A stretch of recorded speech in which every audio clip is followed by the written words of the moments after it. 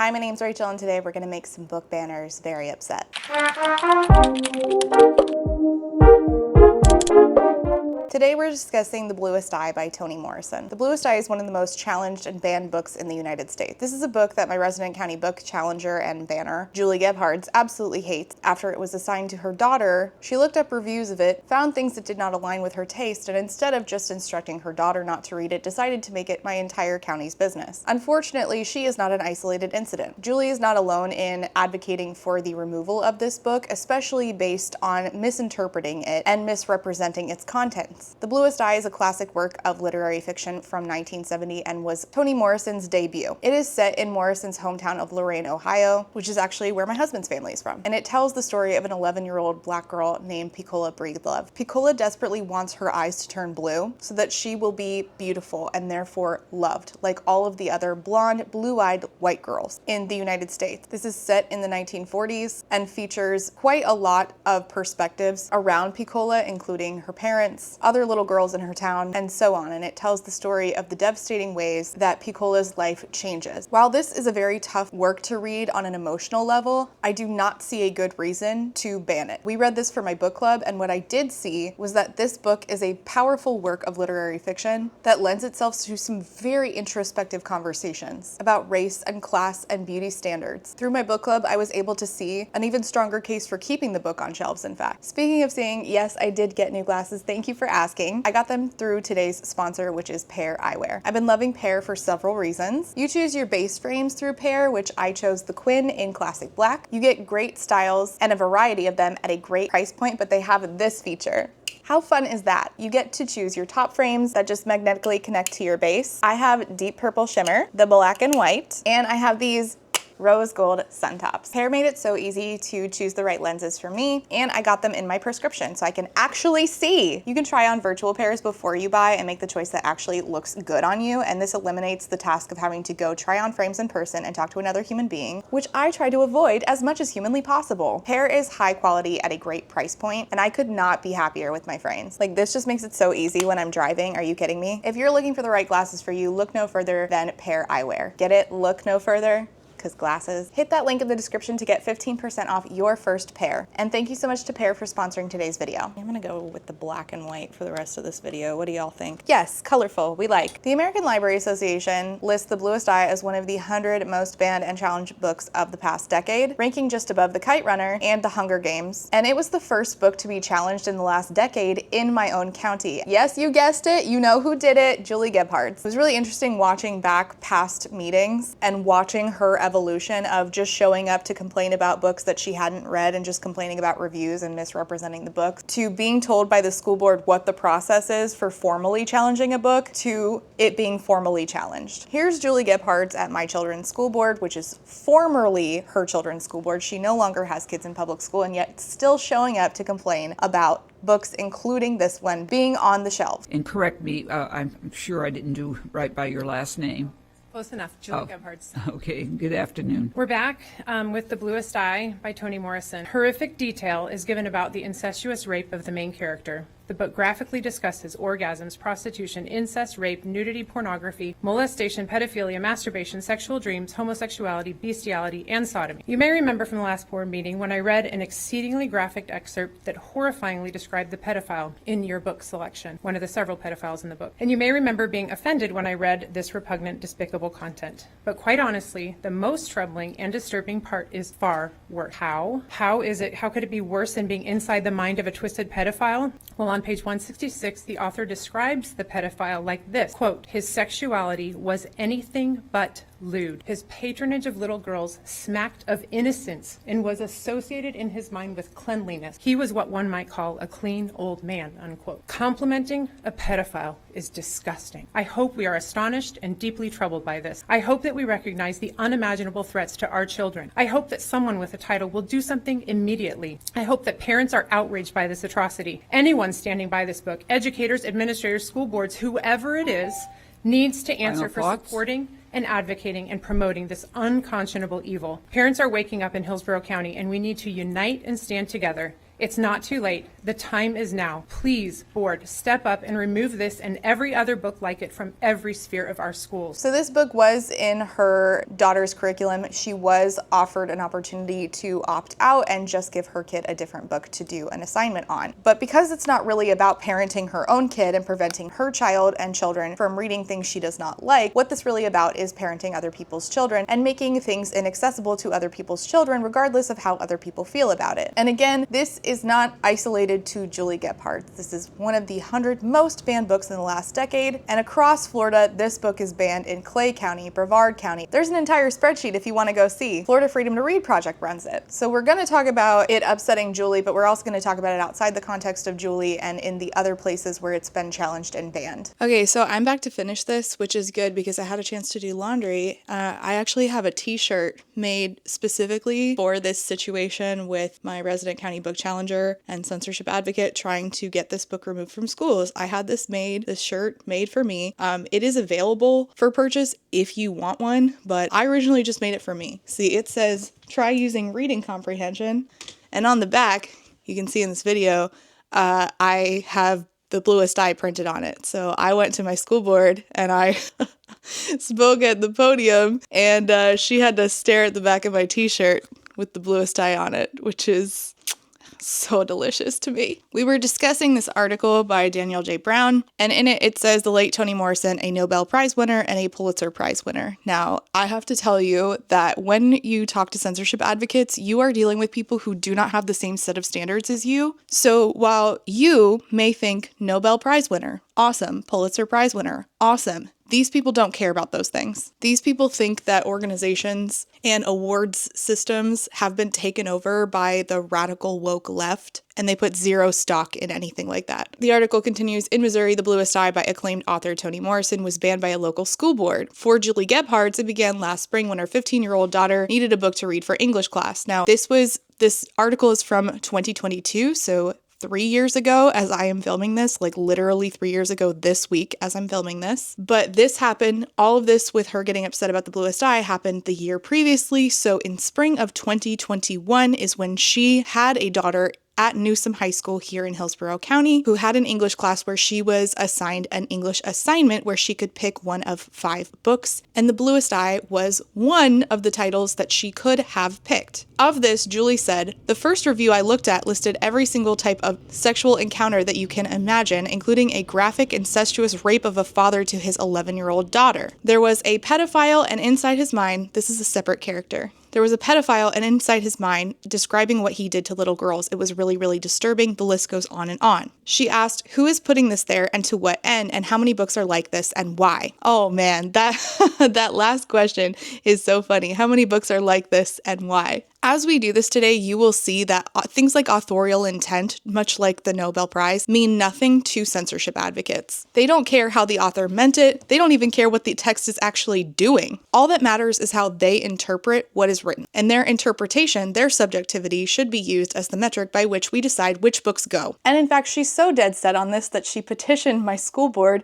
to allow her to be in charge of this. And I've told you that I want to help. I'm available. 5 of you could not care any less. You haven't asked to meet and learn what I know and have discovered. You haven't asked to see the list of books and the content that I've found. The article continues, Gebhardt is now a regular speaker at Hillsborough County School Board meetings, still true to this day, sharing salacious book passages as a foot soldier in a culture war that is spreading in the nation's public schools, and now is only getting worse under the Trump administration. I feel it's a wake-up call, Gebhardt said. It's like, hey parents, did you know? And if you didn't know, now you do. There's a difference between telling other parents and letting them make a decision and petitioning the school board that you don't even utilize to make rules for those parents that they don't agree to. Hi, I'm parents and I don't want you making these rules. Now, I don't actually believe anymore that this was about her daughter a reading assignment and one of the 5 books being a problem. I think she used that as a way to get her foot in the door because previously she had a friend, Jessica Graham, who I believe is the same person who admitted to being a part of Moms for Liberty at our school board, who said, if you want to look at the light at the end of the tunnel as far as COVID goes, the awakening of parents to what is happening in the school system and letting them realize that their voices matter. I think that is amazing. I'm glad parents are now standing up and saying, you know what, as a parent, I have rights. This is really the whole thing, is Moms for Liberty has framed this as COVID was a wake-up call. We didn't know what was going on in our kids' school. And I don't think they hear themselves, because what I'm hearing is that you didn't take a vested interest until COVID, which is a personal failure and not my fucking problem. But I also think this ties back to, if I'm being honest, after reading this book, I believe that this is all part of a giant push towards white supremacy that has gained a ton of momentum ever since the election of Barack Obama. Again, if you want to know more about that, I highly recommend reading this book. White supremacists have felt angry and emboldened since that man got elected, and they have been slowly working towards this whole time. But getting back to the Bluest Eye, because of this conversation surrounding the Bluest Eye, one of my school board members, Stacy Hahn, who I don't like at all, said, if a child is reading books about, my gosh, suicide, what if that's a very fragile child and nobody is walking them through it? Said Hahn, who hopes to arrive at a middle space in this polarizing topic. At the end of the day, they're minors under our care. While she's saying the right things, this is a person who is a censorship advocate. But I can align with her in that if we are going to teach the Bluest Eye in a classroom setting rather than just it being a library book, I do think that we do need competent teachers in order to walk kids through this should their parent want them to opt into reading the book. Again, you do have rights to opt out. You can opt out of anything in public school. Parental rights in education give you every opportunity to do anything you want, basically. That goes for the medicines your kids take at school, the food that they eat in the cafeteria. You can demand that they change teachers. You have nothing but rights, and you always have. So if you want to opt out of reading the Bluest Eye, you can, but it is not parental rights to make it so that other people's children can't have access to that. Now, this is a book that I would say I would allow my high school children to read it, barring nothing happens in their time from being, the age they are now up until teenhood. If something happens that would render that experience to be triggering for them, then I would opt into a different book. But as it stands now, I think that my kids on the trajectory that they're going will be okay to read the Bluest Eye in high school. But I do agree that I would want, knowing the content of it, a competent teacher in order to foster those conversations. And unfortunately, Florida doesn't care about competent teachers. We refuse to pay teachers what they deserve. We can't retain teachers. We're having a huge problem with teacher retention. And we're starting to hire people that have no qualifications in public school, mirroring what they do in private Christian school, where you don't have to have any qualifications at all. And we're giving vouchers. We're using state taxpayer money to pay to put kids in private Christian schools where the teachers have no qualifications. But that's what they want, is unqualified teachers. So they don't care about qualified teachers teaching the content. They just don't want the content to be there. So I don't buy that Stacy Hahn really gives a shit about that. I do, as the public schools parent, and I feel like I'm alone in that. Julie Gebhards did submit a challenge, but according to Florida Freedom to Read Project's spreadsheet where they document all of the challenges and the subsequent actions, the challenge was withdrawn. She then went after other books, successfully getting This Book is Gay removed from all of the middle schools in the libraries. That one was not curriculum, that was self-selected material sitting on a library shelf. But in Nassau County, Florida, 34 books, including The Bluest Eye and The Hate U Give, were removed from Nassau County Public Schools shelves after their district claimed that the books violate the law. The Hate U Give violates the law. Now, this challenge was brought about by the group called Citizens Defending Freedom, which Julie was sort of affiliated with. I know that she's pals with the former leader of Hillsborough County Citizens Defending Freedom. They have branches all over. Hillsborough County Citizens Defending Freedom has since disbanded. Eat it. But the person running it, Debbie Hunt, who has this haircut. This is not about removing LGBTQ gay books. And shows up at my kids' school board regularly, has also been challenging books. So this is a widespread problem where these groups have different factions in different counties, and they all send each other the different information. Here's what books to challenge and why and how to do it in your county. So in Nassau County, Citizens Defending Freedom successfully got The Bluest Eye removed from public school shelves. And then in Pinellas County, which is the county that I grew up in and went to high school in, well, I also went to elementary school there, but I went to private Christian elementary school. So I didn't have experience with Florida public education until high school. And we did not have a library in my private Christian school. So anyways, in Pinellas County, the book was also challenged. Pinellas County has a different process than we do for book challenges. I just did a video where I talked about this book being challenged, which is a children's picture book by the way, by Moms for Liberty affiliated folks in Pinellas County. Well, before people tried to get that removed from elementary school shelves, they also came for The Bluest Eye by Toni Morrison. Unfortunately, the school district at the time made a huge mistake and removed the book, violating their own process before any formal meetings were held. People showed up to the Pinellas County School Board and speaker after speaker said,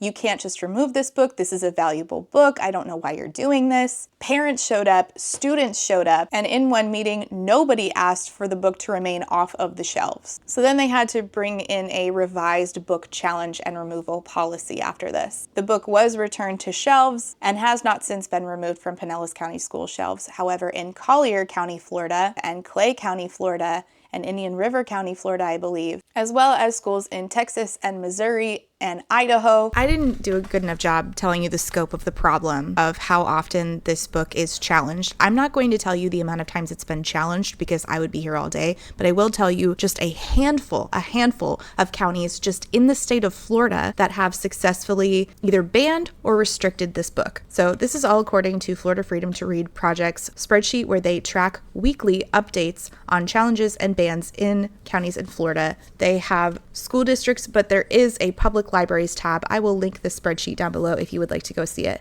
In Hernando County, the Bluest Eye was age restricted. I would like to remind you all that Hernando County is the county where I went and the Proud Boys showed up to their school board meeting. Marion County, it's been banned. Escambia County, age restricted. Santa Rosa County, banned. Walton County, banned. Lee County, location restricted. Manatee County, age restricted. Brevard County, age restricted. Indian River County, which is where Jennifer Pippin is from, who tried to get books removed for having an elf's butt on the outside of a picture book. She's probably to do with this. It was banned there. And Martin County, banned. That's just a handful. I didn't have any room left on this piece of paper, but if you want to see all the places that it was banned just in the state of Florida, you are welcome to go check out the spreadsheet. Keep in mind that that's just in Florida.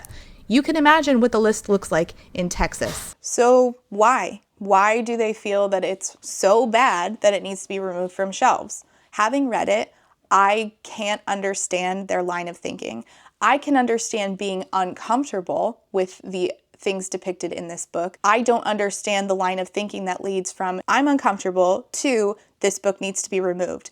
There's a lot of missteps in there. Before we get into talking about the book, I have to issue a trigger warning for childhood sexual assault. We're also going to discuss racism, colorism, but we are going to be discussing the childhood sexual assault depicted in this book. So if you don't want to continue, I completely understand cutting off here and, watching a different video. No shade whatsoever. So let's talk about what happened inside of the book. In The Bluest Eye, Toni Morrison critiques the destructive impact of internalized racism. She talks about how societal standards of beauty are anchored in whiteness. And when you do not meet these societal standards, this creates a cycle of loathing within yourself. So this 11-year-old girl, Piccola Breedlove, and the characters around her are showcasing the psychological toll of racism and how destructive it is to pursue this idealized Eurocentric standard of beauty. It talks about race, colorism, trauma, and how those form your identity. So in the societal pressure to conform to Eurocentric beauty standards, you have more value the more you look you look European, you look white, blonde hair, blue eyes. Now, your proximity to whiteness can make you feel like you have more value in a society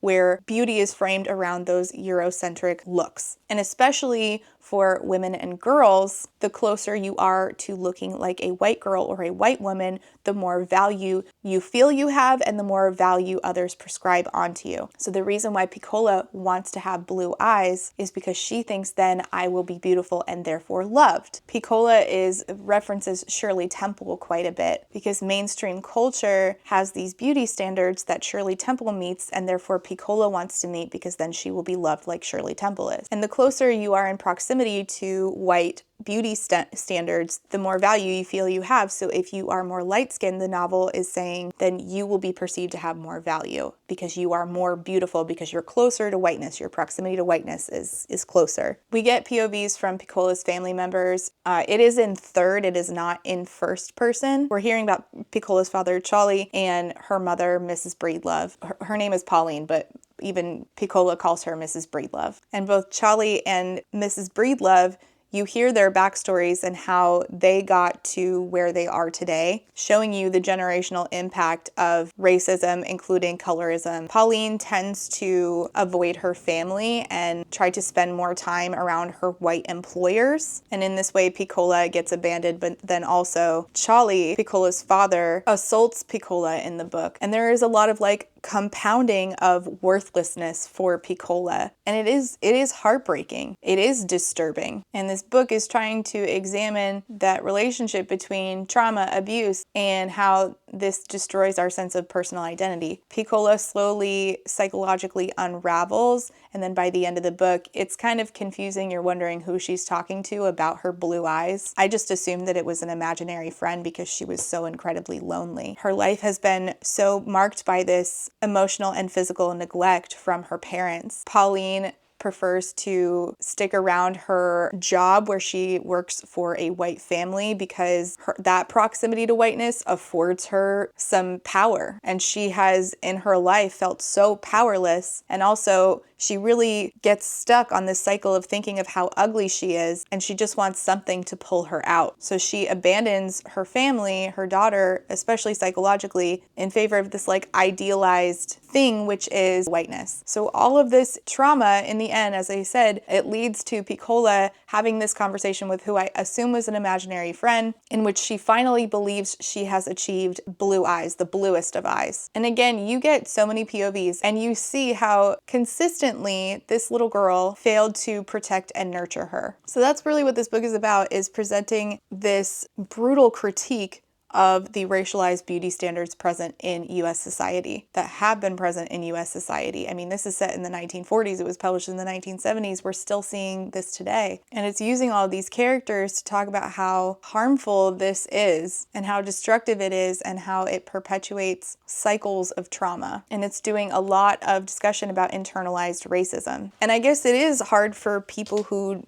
challenge books and make such bad faith arguments about them to understand what Morrison was doing here, trying to get you to have a deeper understanding of racism beyond just, I am fearful of the others and therefore I am mean to them, but it's fine because we had the civil rights movement, so racism is dead now, which is typically how people like Julie Gebhardt's think. But racism, when it is embedded into things like beauty standards, harm people on an individual level who then participate in their communities, and personal and collective identities being affected from something like this is a real problem. And all of these different POVs were there so that they could serve as lenses by which Morrison was trying to explain like the multifacetedness of racism, and particularly racism in beauty standards, and how that presents in different people, and how our identity formation can differ even though it's all rooted in this problem. Each people can come out with different kinds of trauma, depending on their other circumstances. Her parents, Pauline and Charlie, Piccola's parents, have a lot of trauma, and then because of the circumstances that they both experienced as young people and then are experiencing now, they are now in this cycle of trauma that they have set their own daughter on. And then there's side characters that reflect how class and colorism also come into play here and also affect community. Now, the narrative voice definitely shifts, and the whole thing about saying that we're in a pedophile's POV, sure, we are, but to pass it off as if we are in a pedophile's POV and that's a good thing, Toni Morrison is not excusing pedophilia by writing from the pedophile's POV. The alternating voices are supposed to are supposed to like give you the feeling, are supposed to help you understand that this is explaining this theme to you in a very multifaceted way. And in fact, Piccola is not even often the main narrator. We actually get a lot of POVs from Claudia, and Claudia is one of Piccola's peers. Most of the POVs are in third person, including the pedophiles. If I remember correctly, Claudia, who is one of Piccola's peers, her chapters were in first person, if I remember correctly. And Claudia often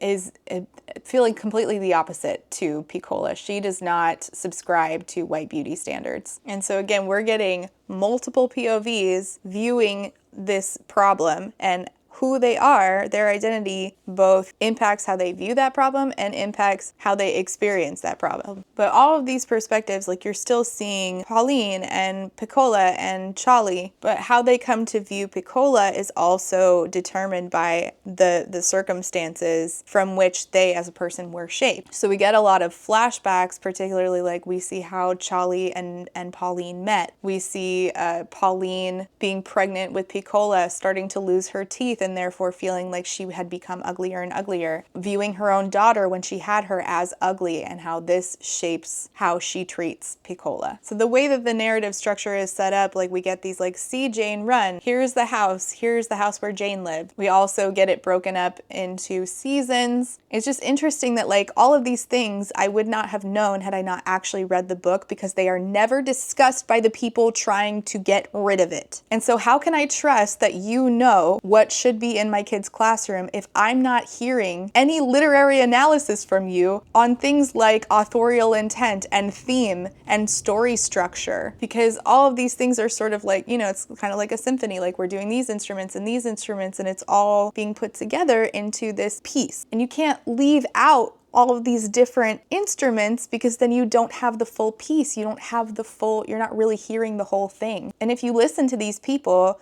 you're never going to really understand what the story is about. You're just going to hear, well, there's a POV from a pedophile. And you're never going to hear, well, this novel mirrors the destruction and disintegrating of your self-worth and self-identity, how that happens when people are forced to conform to rigid societal standards like Eurocentric beauty standards. And I do trust competent teachers who are experts in their field to lead discussion on that. Unfortunately, Florida is getting less and less teachers who are experts in their subject matter. So I would have to, if I were to, find out that my kid was going to be reading this in class, I would want to talk to the teacher and be like, hey, can I see a lesson plan? And that would be my parental rights in education. Because it is a tough book to read. It is tough to hear about the sexual assault, it's a very short piece. The sexual assault from Piccola's father onto her is a very short piece, but it is not intended to arouse. And the way that we decide whether or not something is pornography is it has to be, according to Florida law, it has to be harmful to children and it has to be there in order to incite arousal, essentially. We use something called the Miller test, which a lot of places use. The problem is that this is so subjective. I don't think that the way this is written is at all intended to be arousing and harmful to minors. I mean, that's going to entirely depend on the minor. I could have read this at 16 and I would have been fine. Other 16-year-olds might not. It entirely depends on the child. Now, the piece that is consistently complained about by Julie and others like her is that chapter with the pedophile. His name is Soaphead. And again, this is a book that we are using a ton of POVs in order to deepen the exploration of the book's theme or themes. Soaphead Church, the guy who is a pedophile, you hear his POV in third person. So the narrator says the way that he thought of little girls, it wasn't gross and nasty. I'm paraphrasing so badly. But the implied thing here is that you cannot trust Soaphead Church to tell you that or not. And the implication there is, according to him, the way he thought about little girls wasn't gross. At no point is the book offering any sort of excuse or redemption for this guy. It's telling you how he thinks of himself, but it's in third person. And you know that it's not excusing his behavior because it has already painted him up to this point to be a character full of contradictions who excuses his own behavior. He's a self-appointed religious figure and a gross guy who uses his position to manipulate other people. So writing from his perspective, just like all of the other perspectives in this book, allows for Toni Morrison to present another complex, multifaceted character that reflects how some people use roles of power to perpetuate their own distorted views. And it's also another example of a POV that examines internalized racism from somebody who is trying to assert control in order to take back some of that power. Soaphead's perspective, that chapter, it's very obvious that he is unreliable. You cannot rely upon the narrative to be, like, you're not hearing it and being like, yes, absolutely, the way that he feels about little girls is fine. That is not what the narrative was actually saying. It was saying, according to Soaphead, the way he thought about little girls wasn't gross and nasty. And you're like, ew, yes it is. And any reasonable person reading that will understand the authorial intent there. Unless you're not reasonably reading it or don't understand authorial intent, I guess. Media literacy is a skill, and I feel like it's dead. Through Soaphead, Morrison is critiquing the way that society places false ideals, again, of beauty, or perpetuates false ideas, harmful ideas about beauty. Soaphead is another character that is obsessed with whiteness. Now, it does talk about how he touches little girls. The graphic depiction of these, it is a small part of the book, but it is there. It's a few lines. It is not going to be something that everybody can read. But then again, not every book is something everybody can read. I had to put A Child Called It down at 16 because I couldn't handle it, but I would have been able to handle this book, The Bluest Eye. It just depends on person to person. That's entirely subjective because, again, we take who we are into our experiences and how we view things, just like this book is saying. Even though I feel like it could be considered explicit, I would not consider it to be gratuitous. And I think by putting it on the page, we are challenging how we're supposed to be silent about trauma. Often depicting the realities of abuse does get books challenged. And sure, this is putting readers in a position where they are engaging directly with a really uncomfortable subject in a really uncomfortable way, but discomfort is not the reason we ban books. A lot of Soaphead's POV was there to show further degradation of Piccola that lots of people were doing in different ways. And yeah, he was the worst of it. It's just another way in which her innocence was lost, which we had seen throughout the book, not just with Soaphead, but before that. Her innocence was lost the more people treated her like shit. It was stripped away by the societal neglect that she had faced, the parental neglect that she had faced, the treatment in her community that she had faced, slowly stripped away more and more at her innocence.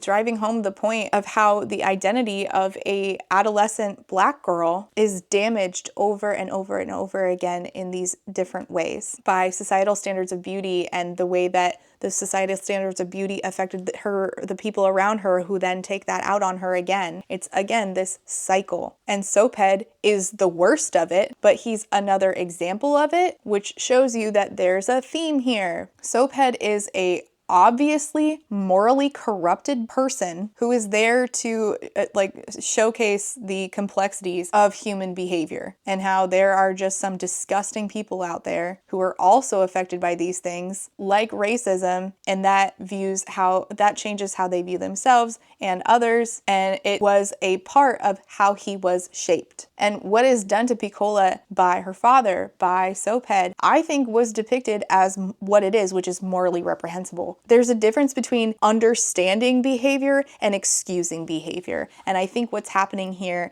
is that people like Julie are thinking that the way that this is written, they stupidly believe that it's excusing the behavior when it is very clear that the authorial intent here is to have a conversation about understanding the behavior. Because Toni Morrison didn't offer him any sort of forgiveness, any sort of redemption. He is seen as another harm, another offense onto this poor young Black girl. He is another POV to help the audience understand how people are shaped, how different people end up in different ways psychologically, how you can be a product of your conditions, but just because you are a product of your conditions does not mean that you don't have any agency in your choices. His decisions are indefensible. Morrison asking us to understand these are the roots of this behavior is not the same as being like, let's be lenient on a pedophile. Like, that's who could possibly read this book and have that takeaway? There's a lot of nuance here and a lot of complexity. And you might even disagree that people's pasts and the way that society thrusts these ideologies on you can be the roots from which you flower. And your harvest might be poisonous, yada yada. You might even disagree. And that's fine. You can disagree with the idea that Toni Morrison presents, but what we cannot do is lie about what she did in the text. She did not defend a pedophile, and only somebody who completely and determinately, on purpose, decides to misunderstand this text would say so. It does require nuanced conversation. If you're going to teach this in a classroom, it requires, again, a competent teacher and students who are in a good place to listen to things like this. And if you're not, or your kids are not, you can opt out. But to misrepresent the context of the book and the contents of the book in order to make the case that it is dangerous to children is wrong. I think that this was a very hard book to read. I don't think I could read it twice, but I do wish that we read this for my book club and I got a lot out of the discussion that we had in the Discord, seeing everybody's different perspectives. And I do wish that I had had this in Pinellas County in high school, taught in my English class where I learned basically nothing, because then I would have understand things like theme and authorial intent and story structure and how these work together and play off of each other much sooner. I had to learn that in adulthood. I wish I'd learned it sooner so that I could have been engaging with media better way sooner. And I also would have been able to understand the issue of colorism within racism and Eurocentric beauty standards and the problems that arise from us all upholding that as the standard. I wish that I would have had those conversations in high school. I didn't understand those concepts again until I was an adult. So not only does it help people at an earlier age, at a formative age, understand real problems that affect real people, all of us, it also would have made me a better, more literate reader. But I guess that's not what they want, huh? They don't want you to learn about racism, and they definitely don't want you to be a better reader. They want you to be stupid and upholding white supremacy. It is very clear to me now what this is all about. So that's The Bluest Eye by Toni Morrison. That's my thoughts. Let me know your thoughts down below. If you made it this far, you can leave a book that you read in high school, and if you feel like your teacher helped you through the text in a way that was conducive to like actually, being a better, more literate reader, somebody who understands like how to critique media, how to view media, how to review media, how to examine media. I definitely did not learn that skill in high school. Or if you just want to leave an emoji, you can leave a book emoji down below. Thank you so much for watching. I will see you next time. Bye. And before I go, I have to say thank you for being a friend to my Therapy Bills patrons, and those are Alexander, Andy, Ashley H, Astra, Call Me Kodiak, Choco's Homesick for Taiwan, DJ Rocktopus, Ellie, Emerald Dodge, Eric D, John E, K, Kaleno K, Casey M, Catherine P, Katie M, Quinn, Lady Kittybug, Lady Chips, Lemon Jelly, Lek, Other Lek, Lily, Mataraptor, Max B, Megwin Rose, Mixer Boneless, Alice, Peggy Luhu, Rain, Reese, SJ, Samar, Scarlet, SMK, Steph, 3 Raccoons in a Trench Coat, Tori, Urchin Audrey, White Raven 13, and Zorvictia. Thank you all so much for being here in the new year and for being a friend. And I have to say a thank you to my Potato Starch Marxist patrons, and those are a third more powerful Lex, Alejandra, Alicia's last frayed nerve, Alistair, Althea, Amanda D, Angelica, Artie the Ninth, Ava, Beck, Blythe, Bookish by Jenna, Bookish Rabbit, Bree, Kate B, Caitlin P, Carlin, Carly, Casper, Kate W, Catherine, Kathy, Celeste, Claire Online, Cole, Colleen, Corwin, Courtney, Darius, Danielle, Darren, Desiree Michelle, Dilf Enthusiast in the Silco Apologist era. You know what? Yeah, I get it. I finally watched Arcane, so I get it now. Dorian, Dorothea is not like other girls. Draco Sean, Drive-By Thinker, Dirkelsberg, Ebby, Emily A, Emma, Aaron with 2 E's, Fiona, Gadarn, Halia Artisan, Hannah C, Harpy Kuro, Helen P, Hurry Singh, JM Tennant, Jay is on Olympus, Jelly V, Jen Michelle, Genderqueer, Jenny G, Jill, Jojo Bookish, Juicy Wizard, Kai Brecker, Caitlin M, Catherine M, Katie L, Katrina, Kaylee, Kayala, Kendra, KMTB, Laughing Cat Dog, Laura is Angry, Lauren G, Lazarus Ray, Lindsay M, Lisa B, Lisa L, LP, Lou Siri, Lustful Octopus, Martin, Maddie, Madison, Man-Eating Plant, Megan, Malara, May, Mima Who, Morgan, Myth, Myth Lesbian, Never, Nicole G, Nicole R, Paige P, Paul, Penelope, Penny Chilling, Foxglove, Plague Carrier, Pandemonium, Queen Cereal, Rachel B, Reba, Rebecca, Rebecca R, Rhea, Ronnie, Rosie Thorns, Rowan, Sakuria, Saintbringer, Saki Alume, Sarah H, Sarah the Bear, Shamed, Shannon, Sheen Onion, Sean, Sophie, Stardust, T Delegati, Talia, That Nerdy Mystic, That One Cute Chick, This Is Not a Trap, Tiana, Too Thick to Work Today,